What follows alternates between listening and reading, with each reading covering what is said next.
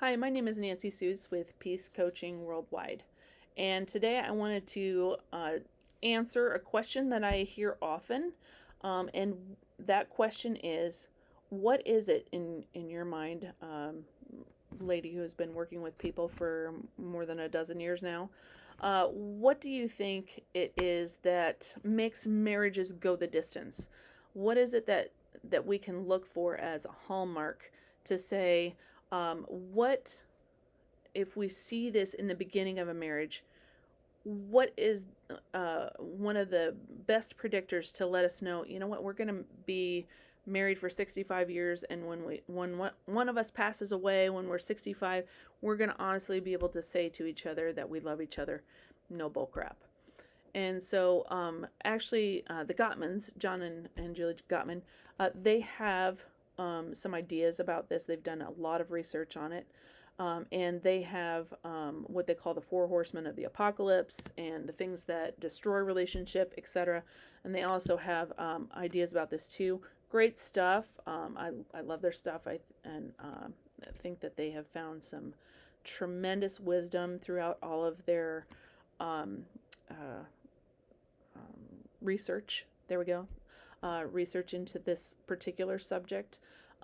There is one thing though in my mind that sums it all the way up, and one primary predictor for this, and that predictor actually is humility.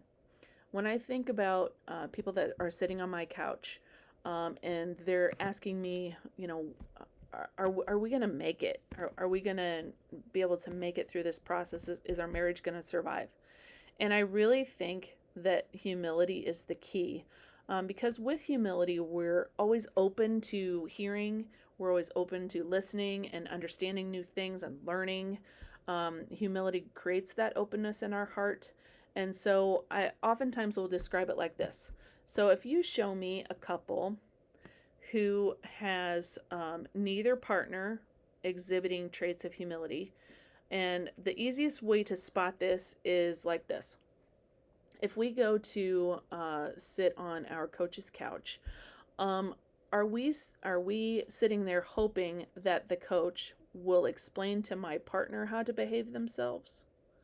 They might say something like, uh, Nancy, could you help my partner understand how much this hurts me and help them understand how to stop hurting me? That actually is not a stance of humility. It's actually a stance of pride. And I know that that is hard feedback to hear. It's so common. But a stance of humility would sound like this. Nancy, could you help me understand how I hurt my partner? And could you help me stop hurting them? Now, that is a difficult thing to say, especially when we're hurting so much in our relationship. We want our partner to stop hurting us. And so we like to take the position of victim. We like to take that position of, I've been doing it right, maybe not completely right, but mostly right, and it's my partner who's really hurting me. Actually, we have no idea how much and how well and how thoroughly we can hurt our partner without having a clue what we're doing. I can prove it to you. Book a session with me and we'll talk about it. But that stance of my partner is the one who is not doing things right. Could you please help them not hurt me anymore? That's actually a position of pride. So if we have two people in the position of pride, they actually might stay married. But by the time they are probably north of 20 years married, they're not really going to like each other that much anymore. That is just the phrase that I use for this is we can be in relationship with imperfect people. We cannot stand to be in relationship with imperfect people who won't admit it. And so that humility shift, right? Do I have the ability to admit it, that maybe there are things that I don't know that I've been doing that have hurt you? I don't even know how I've been hurting you. And so that positioning of I don't know how I hurt you is a place of humility. You need to stop hurting me is actually a place of pride.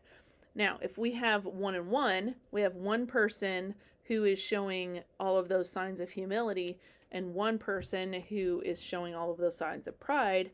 This person says, show me how I hurt my partner. And this person says, yeah, show them how they hurt me. Those folks, honestly, not a very good prognosis at all for them staying married. That will burn up, and it'll burn up relatively quickly, like probably honestly within a year or two maybe of that kind of dynamic going on. Yeah, that's not going to go well. What we're looking for is to have two people that are showing the traits of humility, and they're both showing those. When they are both doing that, we actually can get there.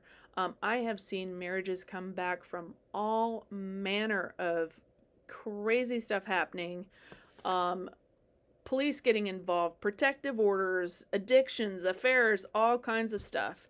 And if those two people are showing that kind of humility and they're saying, help us, show us what we're doing, show us, I want to learn, I want to grow.